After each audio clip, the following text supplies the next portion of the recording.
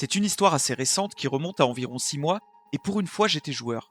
On jouait à D20 Modern, une version moderne un peu urban fantasy de Donjons et Dragons 3ème édition.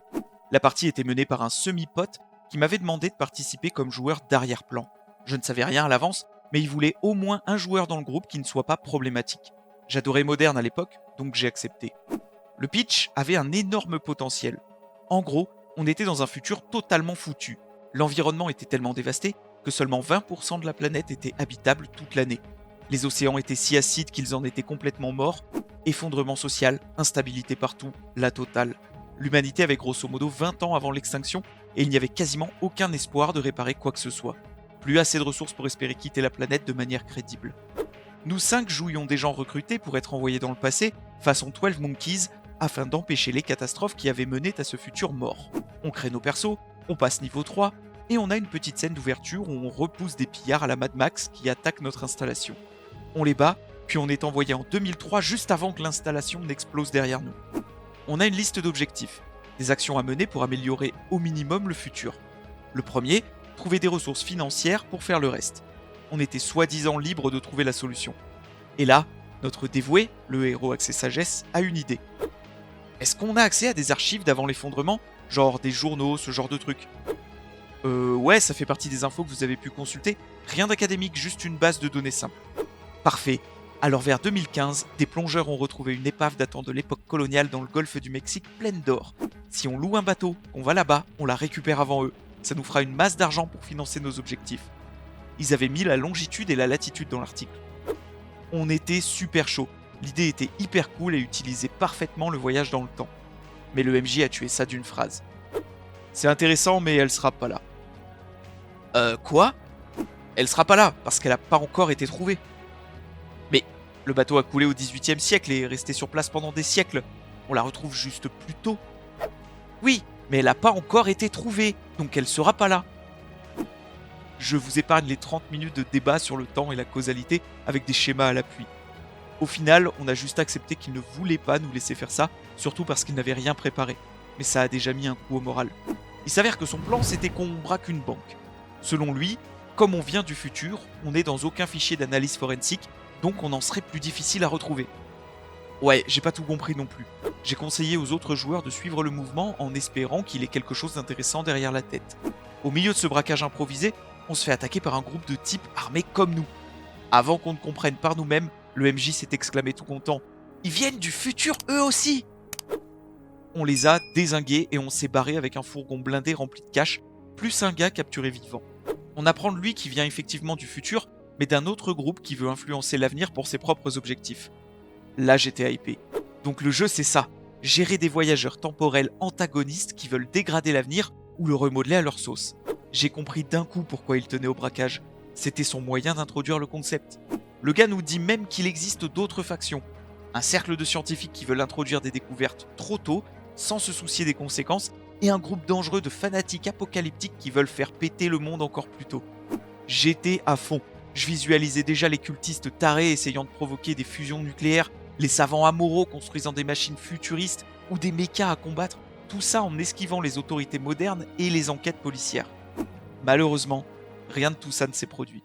Ce qui aurait pu être une campagne avec de multiples pistes et enquêtes est devenu une suite de 3 combats strictement identiques. Je n'exagère pas, c'était littéralement le même combat. Premier combat, on attaque une caste remplie de cultistes équipés comme les mecs du braquage. Deuxième combat, un camp forestier avec exactement la même disposition que la casse. Troisième combat, un entrepôt qui, vous l'avez deviné, a exactement le même plan, les mêmes temps forts. Au premier combat, au round 3, des renforts surgissent d'une porte. Deuxième combat, pareil, round 3. Troisième combat, j'anticipe, je me poste à la porte et je prépare une action. Évidemment, elle s'ouvre, les mecs déboulent, grenade, problème réglé. Petit florilège de moments dans le désordre. On propose d'impliquer quelqu'un de l'époque pour faciliter nos déplacements et actions. Le MJ refuse. Un de nos objectifs est de ne rien dire aux locaux. Son vrai motif, il ne voulait pas avoir à jouer des PNJ. Le charismatique du groupe demande s'il peut infiltrer un des groupes du futur pour obtenir des infos ou les retourner. Le MJ nous dit « impossible » et zéro justification. Moi, l'intello, je demande si je peux fabriquer un peu de matos futuriste simple. Le MJ je vais y réfléchir. Après la session, il m'écrit en privé Ne repose plus jamais cette question. La campagne n'a duré que 3 sessions. On était 5 aux 2 premières, puis seulement 3 à la 3e. Après ça, il ne restait plus que moi et le MJ sur le Discord. Il m'a demandé franchement ce qu'il faisait mal. Je lui ai dit clairement qu'il n'y avait rien de stimulant dans sa façon de mener. Aucun PNJ, aucun vrai jet de compétences, juste une suite de combats déconnectés contre des mecs armés sans aucune identité. Il m'a répondu que c'était ce genre de jeu qu'il avait envie de mener, donc c'est ce qu'il faisait. Il a proposé de trouver de nouveaux joueurs. J'ai conseillé plutôt de recommencer à zéro avec un nouveau groupe et une approche fraîche. Il a accepté, et quand quelques semaines plus tard, il m'a demandé de rejouer sous sa direction, j'ai décliné. Je l'ai recroisé à un anniversaire il y a 1 mois, 5 mois après la fin de la partie. Et là, j'apprends que c'était même pas sa campagne. C'était celle de sa copine qu'elle menait depuis 2 ans. Il avait juste emprunté un de ses vieux carnets et faisait jouer ça dessus. Mais un carnet, c'est pas un module. Donc quand il y avait des trous, il ne les comblait pas. Ou alors avec des combats ennuyeux.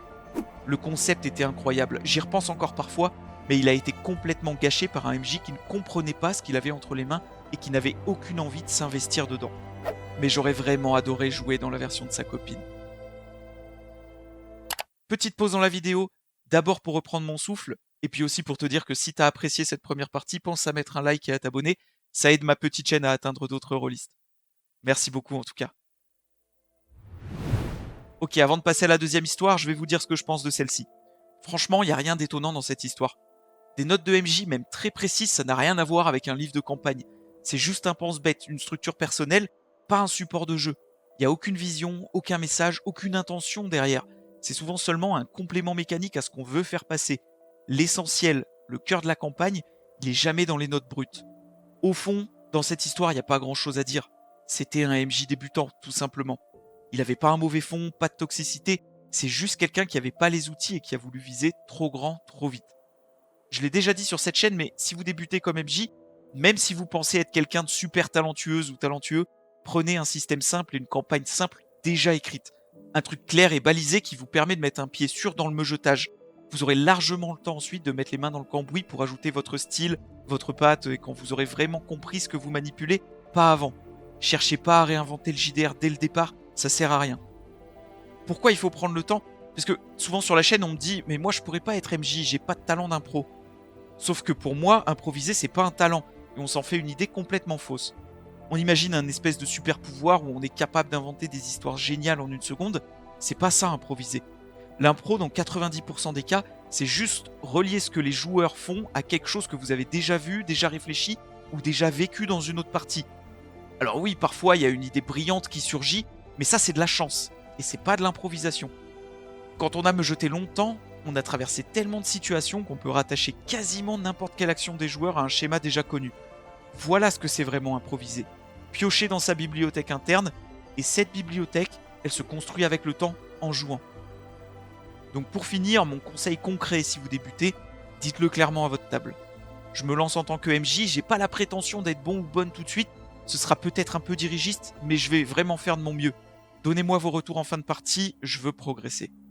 Une table prévenue et bienveillante, ça change tout. C'est à partir de là que vous allez construire vos habitudes, votre style est vraiment progressé. L'histoire suivante, c'est une parfaite illustration de ça. Cette deuxième histoire, elle m'a beaucoup fait rire quand je l'ai découverte, mais je crois que ça se joue beaucoup sur son rythme et son écriture, alors j'espère vraiment que je vais réussir à lui rendre hommage, vous me direz ça. Bonne écoute. Les MJ se plaignent souvent que le groupe sort des rails, mais lors d'une séance récente, ça a mené à ce qui est peut-être mon moment de jeu de rôle préféré de tous les temps. Pour contextualiser, le groupe se trouve dans les terres extérieures, dans la ville portail de Rigus. Pour ceux qui ne connaissent pas Planescape, les terres extérieures sont une sorte de monde central avec 16 villes portails construites autour de passages menant aux différents plans d'existence. Rigus mène à Acheron, un plan infernal très orienté vers loyal mauvais, extrême, servant de purgatoire pour les soldats ayant oublié pourquoi ils se battaient. Le groupe est composé d'un barbare sans dragon, d'un voleur homme-rat, d'un moine tabaxi, d'un clerc elfe et d'un ranger homme-lézard que son joueur décrit comme peu sage. Il a volontairement sacrifié sa sagesse, choisissant de se reposer sur des sorts ne nécessitant pas cette caractéristique, ce qui l'a souvent amené à prendre des décisions très créatives en jeu. Gardez ça en tête. Leur objectif était de traverser la ville très fortifiée et bien gardée pour passer au travers du portail. J'avais prévu un scénario d'infiltration complet avec des gardes gobelours et des chiens infernaux. Mais le groupe m'a surpris en décidant que, Puisque la ville était très orientée strictement loi, il devrait demander l'autorisation légale pour accéder au portail. En tant que MJ, j'ai jamais été opposé à l'improvisation et j'adorais la direction qu'il prenait. J'ai donc abandonné mes plans et imaginé une bureaucratie infernale très à la Douglas Adams pour qu'il galère à s'y retrouver. Ils ont trouvé le bureau des transports de Rigus où les pétitionnaires et voyageurs de haut rang venaient d'obtenir l'autorisation d'utiliser le portail vers Achéron. Leclerc a commencé par soudoyer la réceptionniste, une Sandragone mince aux très longues griffes tapant sur une machine à écrire en os pour savoir quels documents seraient nécessaires et qui devait les approuver, un fonctionnaire gnome nommé Bilius. Elle explique que Bilius est complet pour les 6 à 7 prochains mois, mais il obtient un avantage à son jet de persuasion en étant très poli avec elle, le joueur s'appuyant sur son expérience réelle dans le service client. Ils entrent ensuite dans le hall et voient leur prochain obstacle, une immense file d'attente composée de soldats morts récemment, attendant l'autorisation pour entrer dans l'au-delà, tous entre eux et le guichetier avec les papiers nécessaires. Le ranger utilise déguisement pour se faire passer pour un guichetier, ouvrant une nouvelle file pour attirer la moitié des pétitionnaires, tandis que le barbare utilise son souffle empoisonné pour créer une distraction, permettant au voleur de se faufiler jusqu'au début de la file. Papier en main, il cherche le bureau de l'officiel Bilius et, bien sûr, le trouve parti déjeuner. Vous entrez dans un petit bureau, 6 pieds sur 6, taille parfaite pour un gnome. Il y a une plante sur le bureau ? Ouais, une plante araignée dans le coin. Le ranger, souriant, visiblement avec des idées derrière la tête. Je lance parler aux plantes. À un moment, tout MJ se retrouve confronté à un joueur qui lance parler aux plantes. Et il faut improviser la personnalité d'une plante sur le moment. J'étais déjà dans une ambiance Douglas Adams, donc j'ai décidé de faire dans le décalé. La plante, choquée de prendre conscience de son existence. « Ah, que se passe-t-il ? Qui êtes-vous » ? T'inquiète, on est des gens de passage. Des gens ? Des gens ? Mais j'ai jamais rencontré qu'un seul gars, celui qui est assis à ce bureau. Je n'ai jamais existé qu'ici. Pour moi, ce gars, c'est tout l'univers. Oh non, je me sens mal pour la plante. On la prend avec nous ? Non, attends, j'ai une idée. Et le gars dont tu parles, il avait un tampon ? Quelque chose où il est écrit « approuvé » ? Oui, il l'utilise tout le temps, puis il disparaît derrière cette chose en bois là-bas, et d'après moi, après, il cesse d'exister. Voilà ce qu'on va faire. Si tu nous dis où il le garde, je t'aiderai à ascensionner vers une réalité supérieure. Y a plus ? Oui, montre-moi, révèle-moi les secrets de l'univers. Le tampon est dans le 2e tiroir en partant du haut à droite. Le ranger récupère son butin, puis se tourne vers la plante. Alors, prête à ascensionner ? Oui, je suis prête. Tu es sûre ? Jamais été aussi sûr de quoi que ce soit. Parfait. Je déplace la plante dans le hall. Des larmes de sève coulent de ses feuilles submergées par l'immensité de l'univers. C'est tellement beau. J'aurais jamais imaginé. Le groupe s'éclipse du bureau avec tout ce qu'il faut pour atteindre le portail. Finalement, le gnome revient. Eh, où est ma plante ? Alors, c'est pas la première fois que je parle d'une histoire de table qui se passe bien sur cette chaîne. Dès que j'en croise une qui fonctionne vraiment, j'adore la partager. Franchement, ça fait du bien, surtout en fin de vidéo, et ça change de tous ces conflits habituels où les tables elles explosent pour des raisons complètement absurdes. Et je remarque un truc qui revient tout le temps dans ces histoires positives. Le schéma est presque toujours le même. Un joueur propose un truc un peu hors sujet ou inattendu, pas prévu en tout cas, et le MJ, au lieu de bloquer, il dit oui. Ici c'est flagrant, il n'y avait pas de plante dans le bureau, et pour être honnête, selon la campagne, il n'y avait probablement même pas de bureau tout court à cet endroit, mais quand le joueur a demandé « il y a une plante », le MJ a dit « oui », et toute la scène, toute la magie découle de ce simple oui. Morale de l'histoire, quand vous ne savez pas, quand ça casse rien, quand vous vous sentez d'improviser, dites oui à vos joueurs. C'est apparemment là que naissent les meilleures histoires. Je vous laisse sur cette belle pensée. Une vidéo de ma chaîne s'affiche sur votre écran et d'après YouTube, c'est celle qui devrait le plus vous plaire. À la semaine prochaine.